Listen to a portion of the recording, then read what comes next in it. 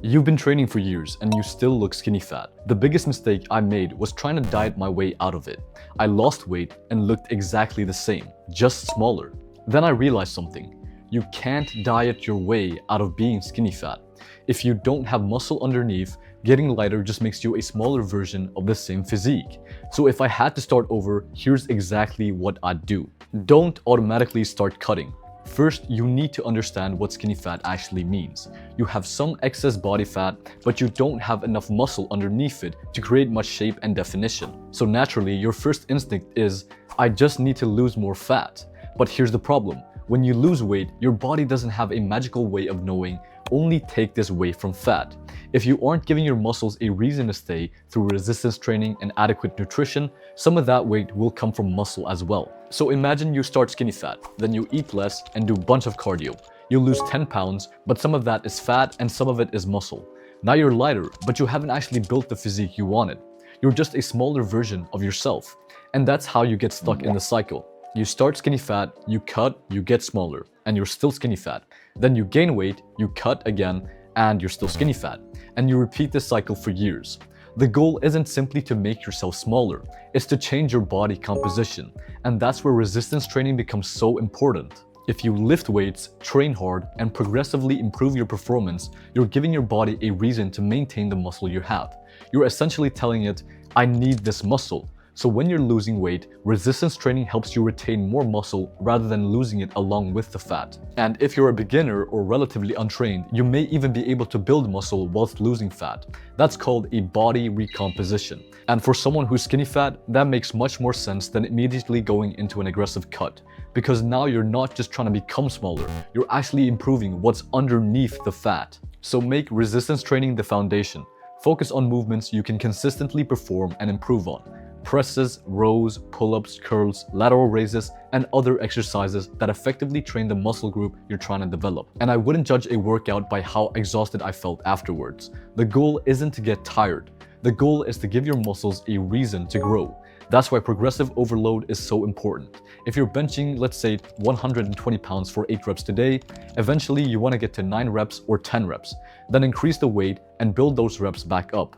Track your lifts and repeat the process. And you don't need massive workouts to do it. I'd rather have a small number of exercises with genuinely hardworking sets that I can track and progress on, rather than spending 2 hours doing random volume.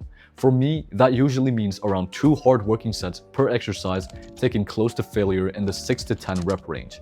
You're not trying to accumulate as much fatigue as possible. You're trying to become stronger over time and give your body a reason to build muscle and keep adapting.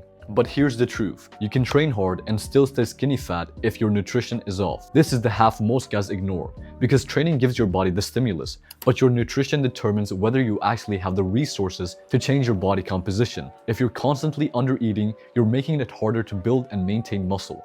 But if you're constantly eating too much, you're not going to lose the body fat you're trying to get rid of.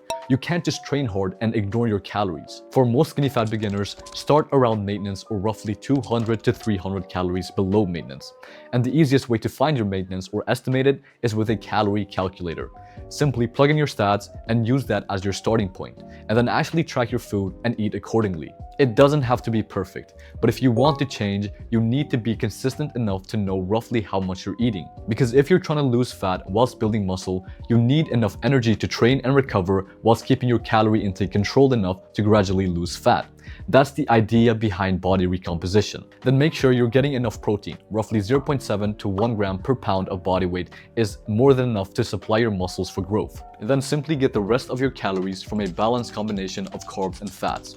And don't be afraid of carbs. They're an important fuel source for your training. Your diet doesn't need to be perfectly clean. Hit your calories and protein consistently, eat mostly whole foods, and build something you can actually maintain. The same principle applies to cardio. Cardio isn't the enemy.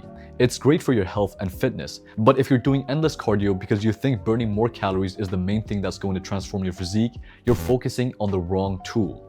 Use low-intensity cardio because it's useful, but don't use it as a substitute for building muscle or losing fat. And finally, recover. Get 7 to 8 hours of sleep every night. Give your muscles enough time to recover, and don't assume that training more automatically means better results. And honestly, this might be the biggest thing keeping you stuck. You don't stick with anything long enough. You change your workout because you saw a new exercise. You change your diet because you look slightly different one morning. You get impatient because you haven't transformed in 4 weeks, and then you start over. But fat loss is slow, and building muscle is even slower. You don't need the perfect program.